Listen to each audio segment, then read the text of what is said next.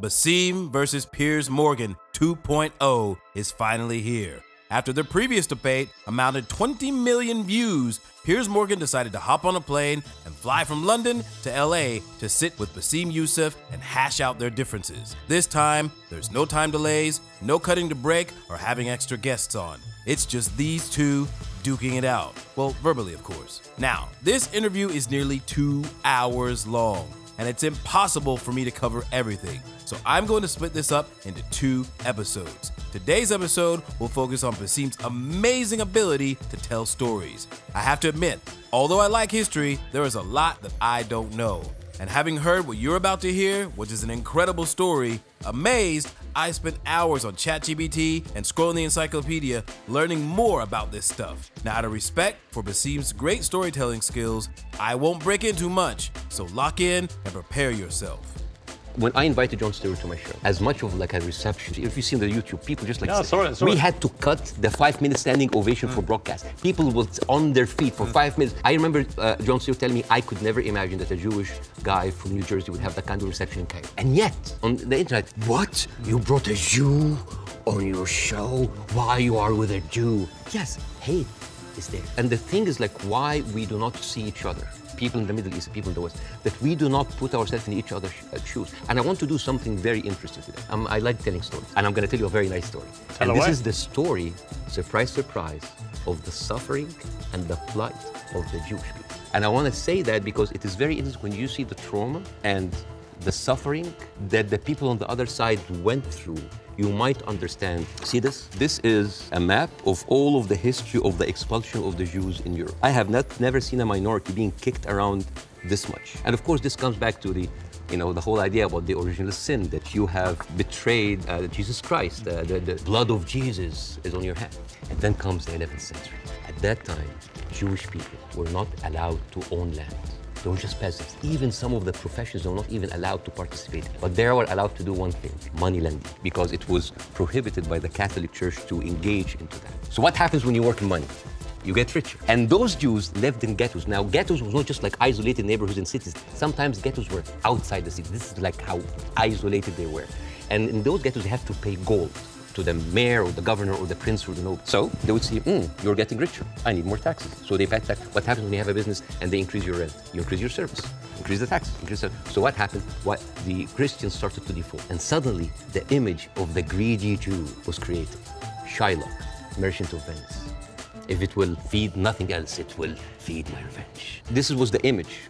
Greedy Jew, the greedy Jew. This was created because of their conditions. And it became worse in 1095, when Pope Urban II called for the first crusade to go and save the birth of Jesus from the unbelievers Muslim.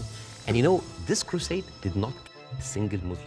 You know how many people they killed? 2,000 Jews. Because it's like, wait, the non-believers are all over there. Why not? It's called the Crusades of the Rhineland. So they went to the Jewish community because, hey, we own the money, so let's do them better than paying them. And then came the plague. And then all of the things like, oh, babies, who would do that to a baby, And they accused them of poisoning the well. This was the kind of oppression that the Jewish people went through. Fast forward 19th century, there was like the Eastern Jew in Ukraine and Russia, and there was the Western Jews in Europe. Those people in the East had to immigrate because of pogroms, and they were like, kicked out. And at a certain point, the people in the West, especially in England, it's like, there are too many Jews. We need a solution. A solution for what? For the Jewish problem. So it's like we need to get rid of them. And you know what? Palestine was not even in the A list. Palestine was in the B list. Because England proposed 6,000 square miles in Uganda for the Jews, 1903. And the reason why Palestine was not on the list, that it was objected by a lot of rabbis that said, like, it's a promised land, but only when the Messiah comes. There were other options, Argentina, South Africa, Uganda, Madagascar. And eventually, they said, all right, let's do Palestine. So they went to Palestine in 1914. There was 700,000 people living in Palestine, 3% were Jews. 1917, Balfour Declaration. Arthur Balfour, he called the Jewish people in England that they are alien and hostile race. And the thing is, the only Jewish member of the parliament, of the English parliament, Lord Montenegro, he objects, like, these are British citizens, we should not kick them out. So they pushed them, but it was not going fast enough. Came the Nazis. And then it was not about the solution anymore. It was the end user, the final solution by Hitler, because he needed an answer for the Jewish question, the Judifrage. And then, as you see, the Holocaust happened, the most orchestrated, industrialized, horrible genocide in our modern time. 6 million Jews now. So it accelerated, and they went. First of all, they left Eastern Europe, and they went to West Europe, and they went to America, and they were turned down, and they were pushed towards Palestine. So by 1948, right before the declaration of the State of Israel, there were 2 million people living there. Only 30% of them was Jews. So the whole idea of like a land without a people to a people without a land, it was a marketing thing. They were already Palestinians. Yo, if you're enjoying this story like I am, smash that like button to help the algorithm. So now we're to the point where Bassem is going to link Jewish history to Arab history and wrap it all up for you to understand. So suddenly, from our perspective, the Jewish problem is not a Jewish problem, is not a Middle Eastern problem, is not an Arab problem, it is a European problem. It was pushed on us together with the guilt because now we are the anti-Semite. Now we are the Jewish hater. And not just that, they took land. So people look at this like, why are we even, we had a lot of refugees coming in. And during that, there was a lot of, as you know, Zionist militia, the Irgun, the Haganah, all of these people were killing Palestinians. The famous massacre of Deir Yassin. You're talking about the atrocities of October 7th is horrible, but in the Arab mind, there is Deir Yassin. The Israeli members of those militias, they talk about the atrocity that they did. It is one of the most horrific, and they talk about it, some talk about with regret, and some talk about with pleasure. So when you see all of that, and you see that suddenly, overnight, 1948, there were 1.5 million Palestinians, half of them, 3/4 of them were overnight pushed into refugees. Yeah. And this is why it's called the Nakba, the catastrophe. So now we have all of this building up into the minds. And suddenly this was like a conflict, a hate, a problem that we didn't have to do anything with. This was basically pushed on us by the Europeans. You see? So this is why it is important to say that. And I'm not saying that just like, oh, let's wipe out the State of Israel, let's like push them in the sea. No, but it's important when you talk about the conflict, that you talk about the root causes. There was like a vibrant Palestinian culture happening over there. And right now they are erasing this culture. You are someone who's always spoken against cancel culture. Right now, a whole culture is canceled. Well, there you have it. By the way, I encourage you guys to check out some of the events that Bassem discussed. Some of these things he talked about were so graphic that I had to cut them out. Now, Piers is about to ask Bassem a very pivotal question, the same one he asked Jordan Peterson before. Let me ask you this. Jonathan Friedland is a top Jewish journalist for the Guardian newspaper. He wrote a very interesting column last week in which he said, at the root of all this, you could argue you have two sets of people with just cause, and they believe passionately in their just cause. And he was sort of advising people not to take sides unless you really understand the history. Would you agree with that? Would you agree that both sides have legitimate just cause? Not with the methodology that's taken place, and you've given an extremely detailed analysis of the build-up to what happened in 48. To me, it's pretty clear 700, 800,000 Palestinians were displaced from their homes, and it should never have happened. And that has been absolutely, I think, the root cause for so much resentment. But can you, at the heart of this debate, agree with Jonathan that you could argue there's just cause on both sides? There is a cause on both sides, but I'm walking on a tightrope here because I'm not a Palestinian. But from the Palestinian point of view, there are 2.2 million people living in Gaza. There are 3.5 million people living in the West Bank. There is 350,000 people living in East Jerusalem, and there is like 6 or 7 million people living outside.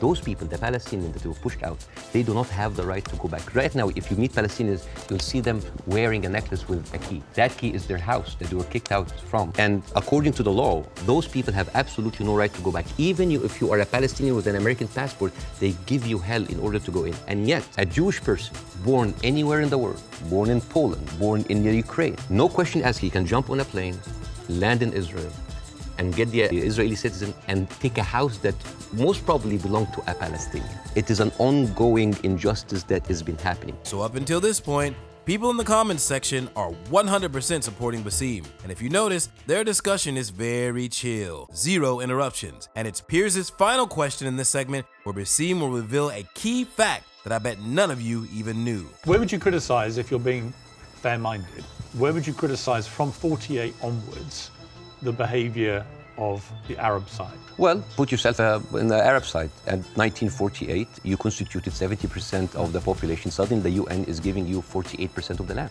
right? Not just that, the Arab regimes, because they did terribly, Arab nationalism at the height of that, these people feed on each other.